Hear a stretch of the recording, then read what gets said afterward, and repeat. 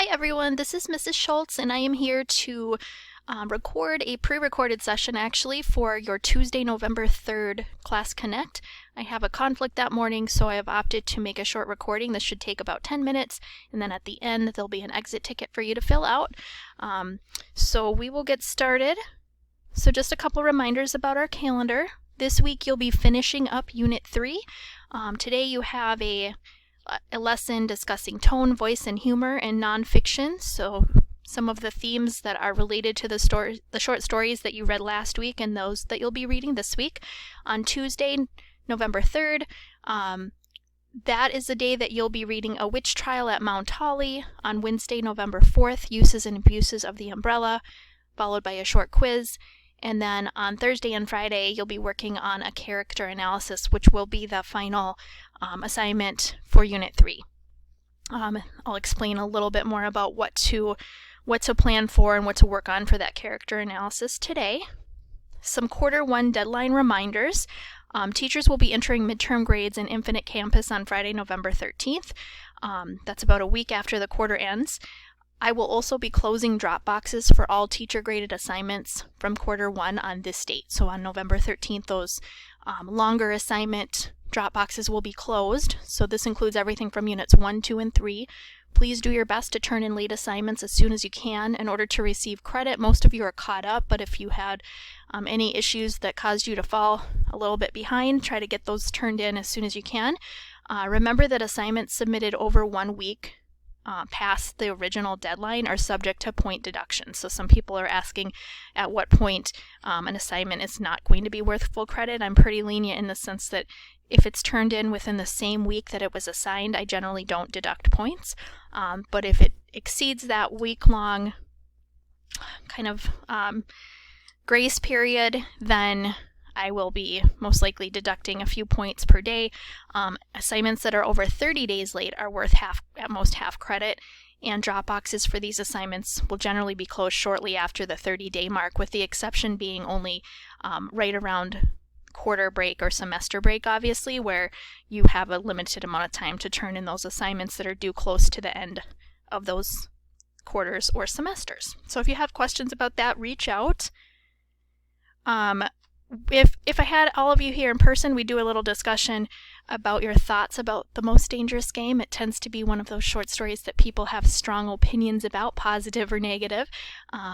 So feel free to send me your thoughts on that. You certainly don't have to, but I've had students compare it to Lord of the Flies, where I have some people who are really into it, really connected with it, or thought it was entertaining, and other students who are not as impressed. So I think that there's a lot of differing opinions on that.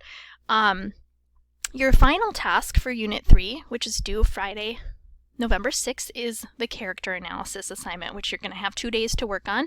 Feel free to fill out this form that's provided within your lesson. It is not required that you submit this part. The part that is required is the 3 to 4 paragraph analysis. You'll notice at the very bottom where you choose a character from any work of fiction you have read in this course.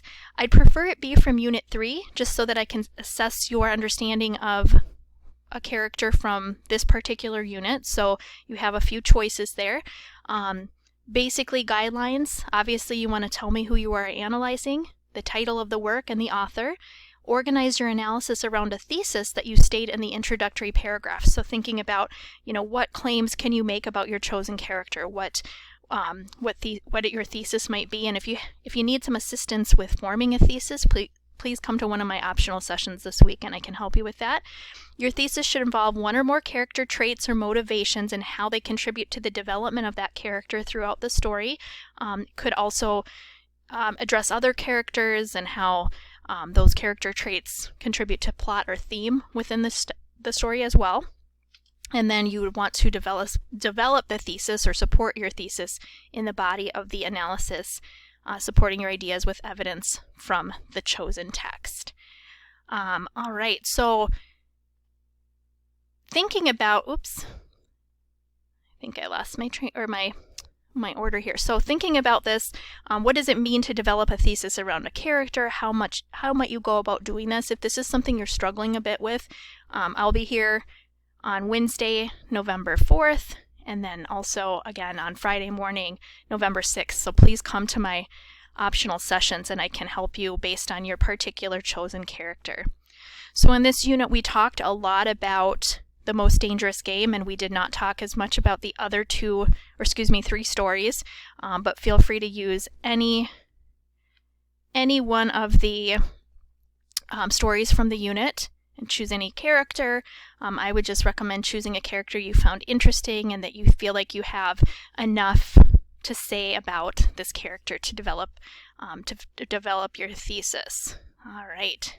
Forgot to shut down my Skype, so I'm getting messages on the side. So today's exit ticket, you have the choice of answering one of the following 2 discussion questions on the slides to follow, which I'll explain. Basically, and then there'll be a link that I'll post within the email that I send this recording out in for your exit ticket. Make sure, like I mentioned, come to my optional sessions if you need help with either of these questions as well as the character analysis. So these are the 2 options. First one relates to setting in The Most Dangerous Game. The setting of The Most Dangerous Game is essential to the story. Without the specific setting, we would not have the same story. Explain why. How does the setting affect the story? Additionally, why is the setting perfect for General Zaroff's game? So one of the things to think about too, we watched last week clips for the trailers for the 1932 version of The Most Dangerous Game, and you might have noticed that the 2020 version of this story had a very different setting than the original one, and the writers took some creative liberties in how they set up their particular story in a modern day world. So you could talk about that as well, like how setting might contribute to meaning and your thoughts on whether when movie producers or even authors take some creative liberties to modernize films, how that affects the overall meaning. So some directions you could go with that. You could talk a little bit about that if that's something that's interesting to you, or you could just focus on the setting in the original story and how it really contributes to meaning and character development and all of that. So that's your first option.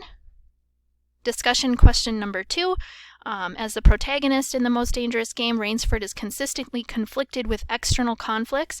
And actually in the exit ticket, this is worded a little bit differently, so I'm actually going to have you talk about one example of external conflict that Rainsford faces and then one example of internal conflict he faces, and try to be specific and detailed in your response. So that's all I have for you. It looks like this is going to be about 8 minutes long.